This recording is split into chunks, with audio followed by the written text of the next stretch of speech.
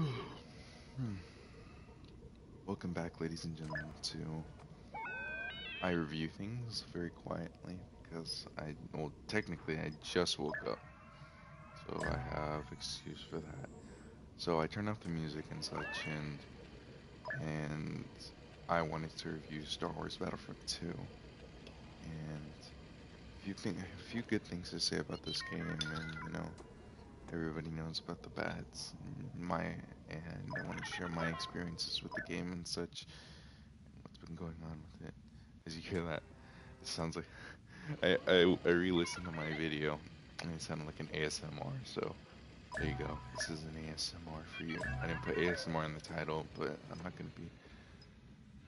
probably gonna be not any louder than I am right now. So I hope you enjoy. So anyway, Star Wars Battlefront 2. So this isn't the best game in the world. Let's just start with that. It's not. I mean, the fact that I was deceived, a lot of people were saved from this game because these. Let me just open one real quick.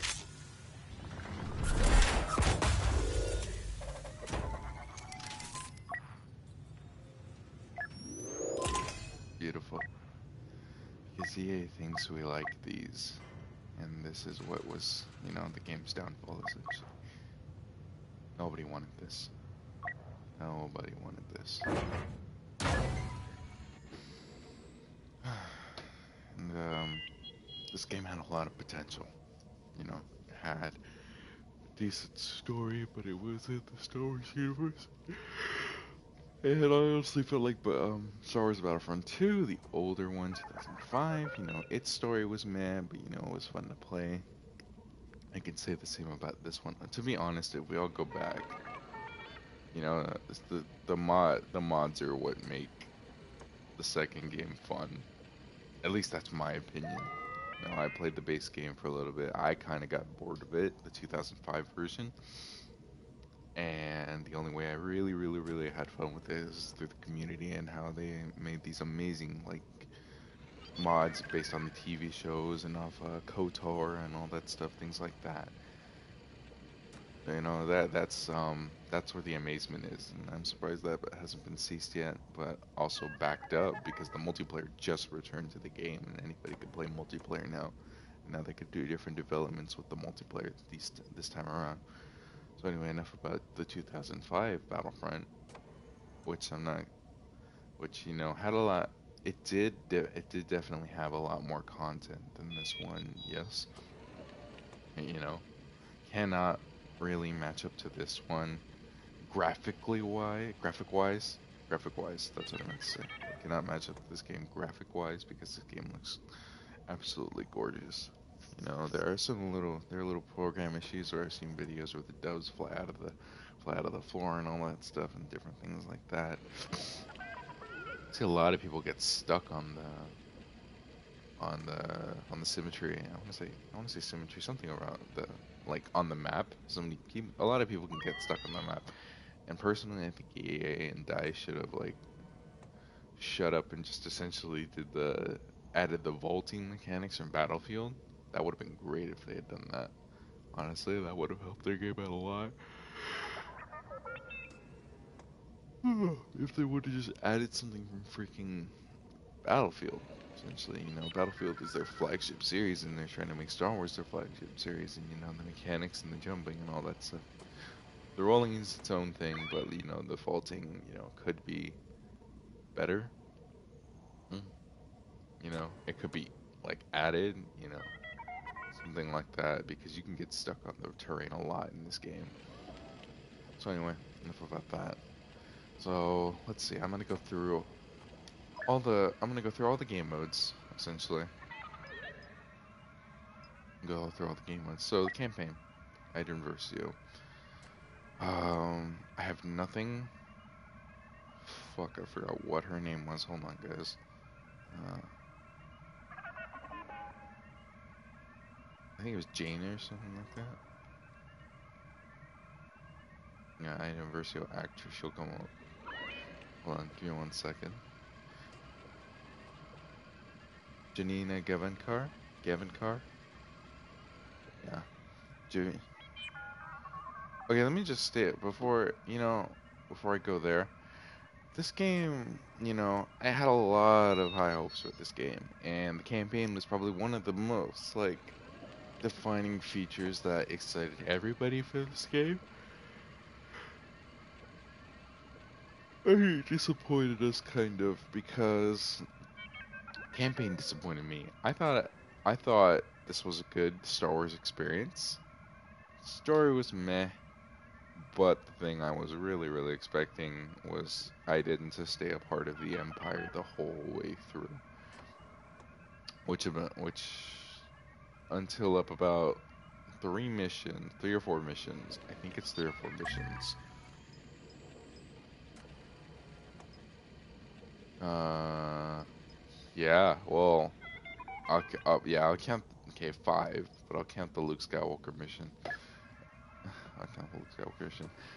About five missions, you essentially defect over into the rebels, and that's really not what everybody wanted, and that's not really what the story was advertised to be. It's advertised to be it was advertised to be just an Imperial story. You play as the Imperials the whole time. That is not what this game was advertised. That's what this game was advertised. It was advertised that you play as the Imperial side, the whole way, because that's what everybody wanted. It was a new take on the campaign because every campaign you played, you always played as the good guys, minus TIE Fighter pilot. Back then, a long time ago, what was it on the con? No, what was it? I wanted to say Why did I want to say Commodore? I don't know. Maybe I'm right. Maybe I am right. Put the Commodore. But yeah, I mean, the story, it wasn't lackluster. It was just a decent story. Things like there are a lot of set pieces and all this stuff. At one point, you become Leia's bodyguard. At one point, and Luke Skywalker shows up. Things like that. It really it's not really it's kind of item versus story, but at the same time, it's more of where have the other Star Wars characters been since Star Wars episode six. I can't think right now. Star Wars Episode 6. Revenge of the Revenge of the no. Return of the Jedi. Haha. Haha. Funny. Return of the Jedi, which was also going to be named Revenge of the Jedi, but George Thiem did not, the heroic sense that, he wanted for Luke. Little Easter egg. But he wanted it in that, you know, I'm leaning over to George's side here. Um, so it essentially explains that, and not much else, and it kind of leaves you on a cliffhanger with one of your old troop mates, Del Mico, getting killed by another one of your troop mates, which I can't remember. I want to say Raddick, but I don't think that's right. I think that's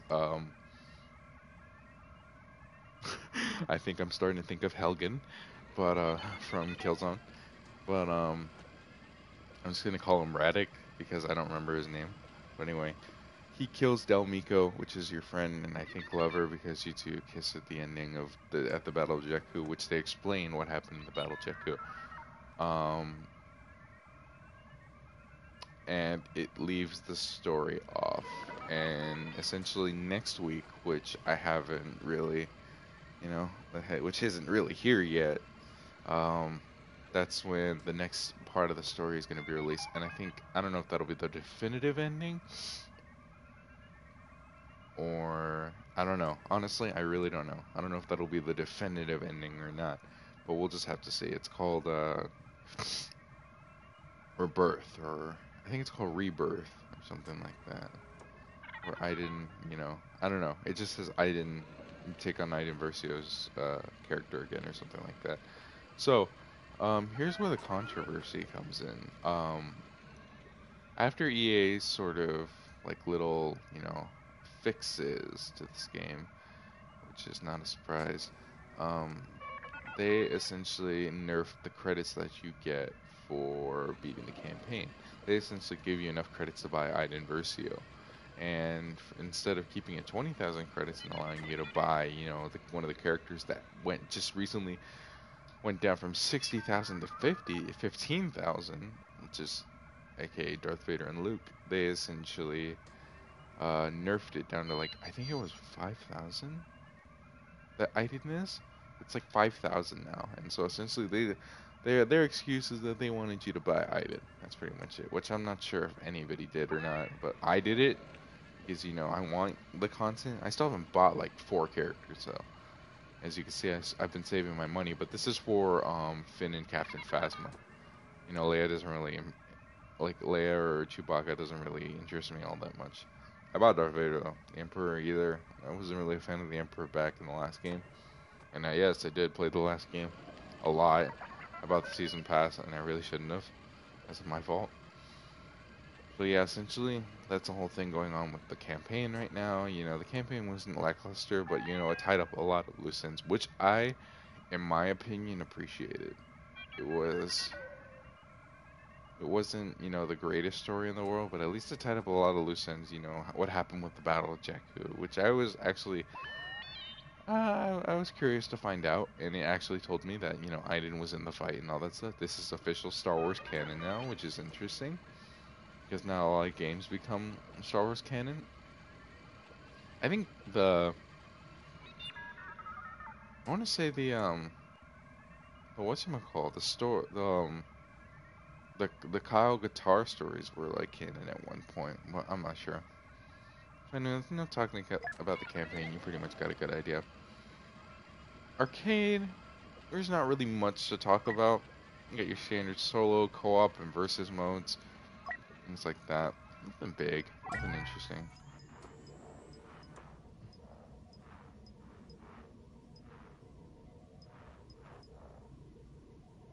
Things like that.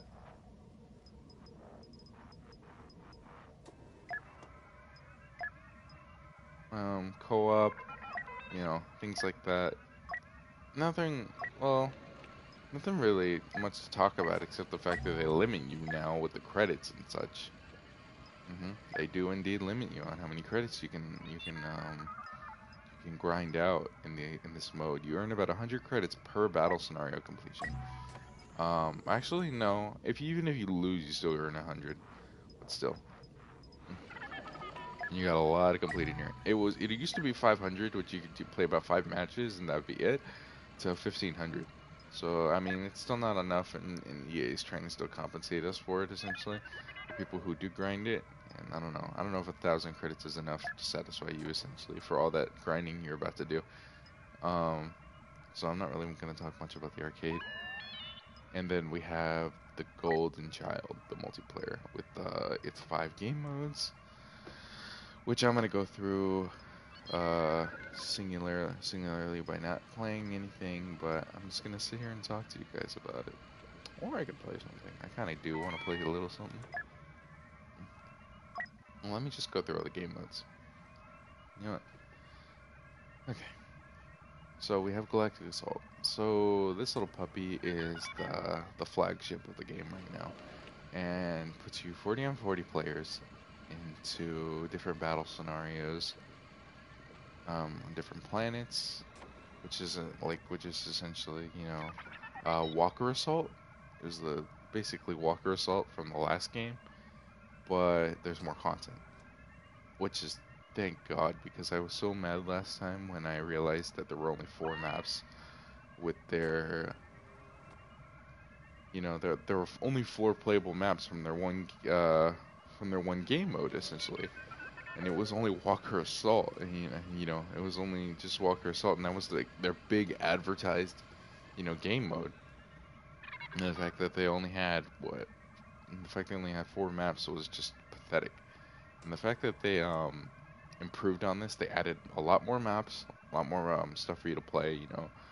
You don't need ion disruptors and all that stuff. You don't need ion weapons to take on the walkers and MTTs now and stuff like that. The only problem I have with Galactic Assault, really, not the unbalances, not the heroes, but the starfighters. The starfighters are becoming a major problem in Galactic Assault right now. It is so easy strafe run with starfighters in this game. So easy. You can take out 6 to 7 troopers if you just run across the Mos Eisley Cantina or run across the strip of Kashyyyk onto the Venator class Star Destroyer, things like that. They they absolutely dominate in this game if you hop in one of these. You will get contested, but if you know where they spawn, you've won. You've won the game, essentially. You can push with just one starfighter if you wanted to.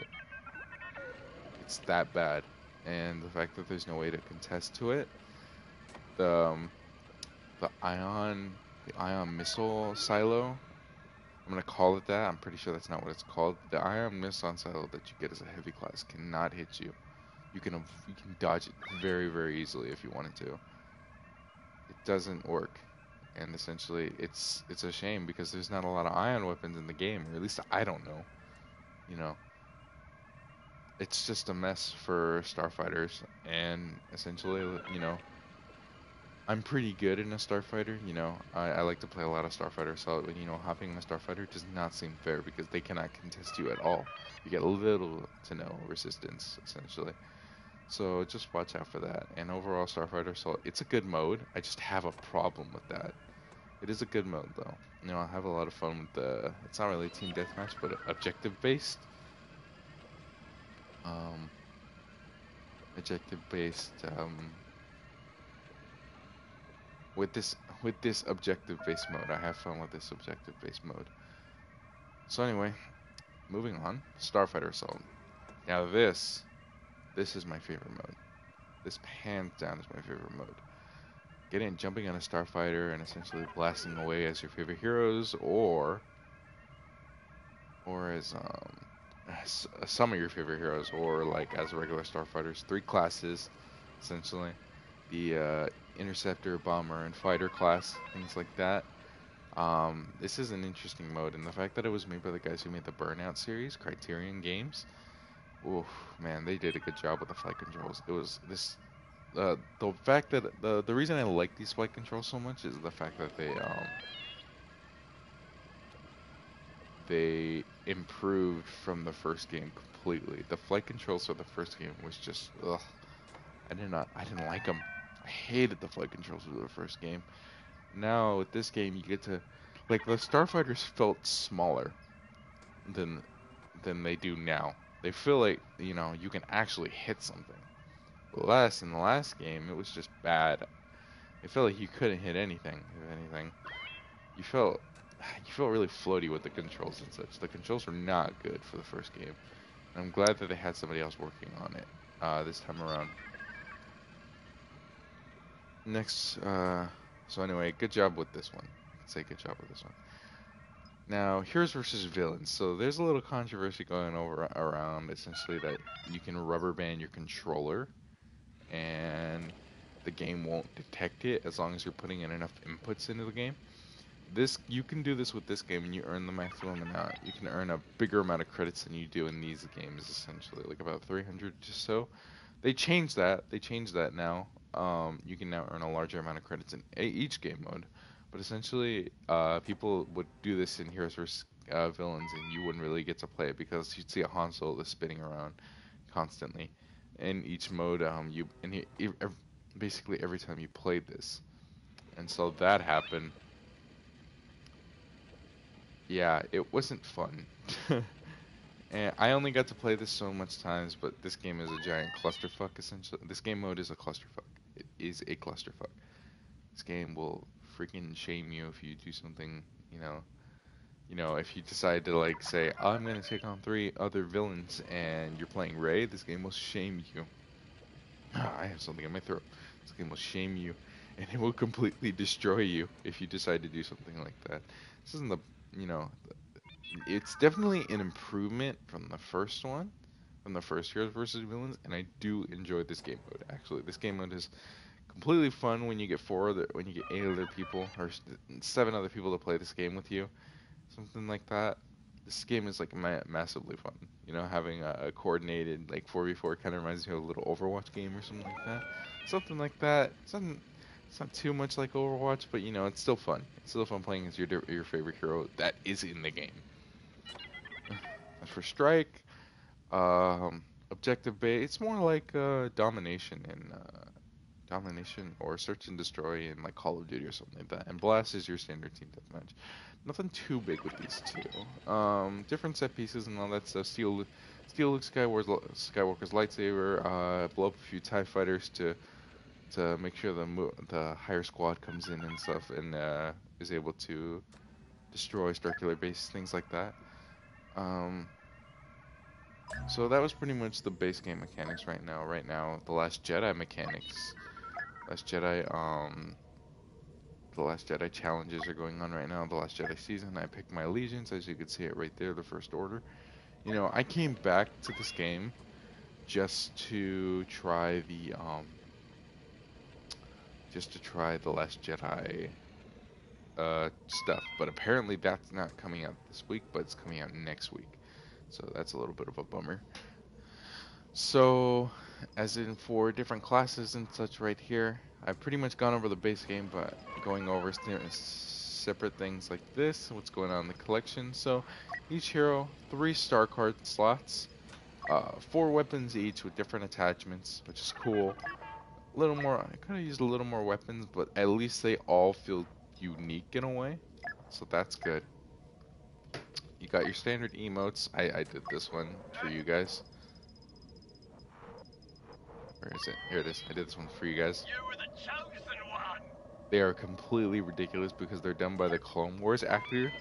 Not the one from the movies. No, the one from the Clone Wars TV show. That's the clone voice actor for this game. I'm pretty sure you guys knew that though. Different victory poses and such. Not a lot of cosmetic items. You know, there was a lot of cosmetics from the first game. You know, which I'm a little bit disappointed didn't make it into this game. You know, more or less made it as different. You know, more or less everybody has like different armor schemes and all that stuff for different fuck, I'll be like, for different maps essentially. So everybody essentially has different uniforms and such for different maps, and you know that's the only customization we get this time around. No clone customization whatsoever, and that's where the disappointment lies. You know, I would have loved the fact to customize my own clone and such, and you know, make them unique. And I know a lot of people were disappointed in that. Especially I remember Star Wars HQ watching that; they were a little bit disappointed in that because I think they were pretty hyped about that, Ryan and Robbie. Um, and essentially, this was just, you know, a down step in, you know, 2 steps forward or 1 steps back. 1 step back and with this, not really customization, but more just, you know, personalization with emotes and such, and the victory poses and such. Not really not really a step forward, guys. I feel like there should have been some sort of customization option in this game. And the fact that they said that there would be, you know, that there can't be because Disney, you know, and Lucasfilm and stuff like that, even though there is a customization menu in the game. But I digress. I feel like it should have been in the game regardless. Um, they've got star card upgrades for your different classes. Flame Trooper. Each one of these classes, everything you can play pretty much has a class. Everything you can play pretty much has a class, which also has a star card slot. See? I keep pressing circle.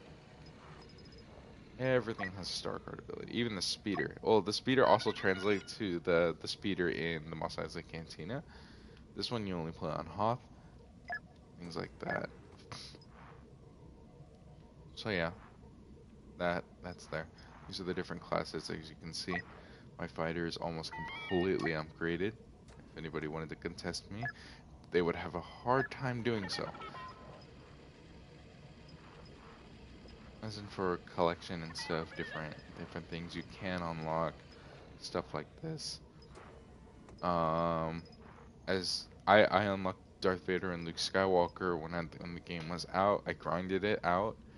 This was not easy to grind out, 15,000 credits per, and it took me like about a day to do that, you know. I barely had 25,000 credits, and that took me a little bit. Essentially, a lot of it was from the career mode, which had a lot of challenges that gives you stuff, things like that.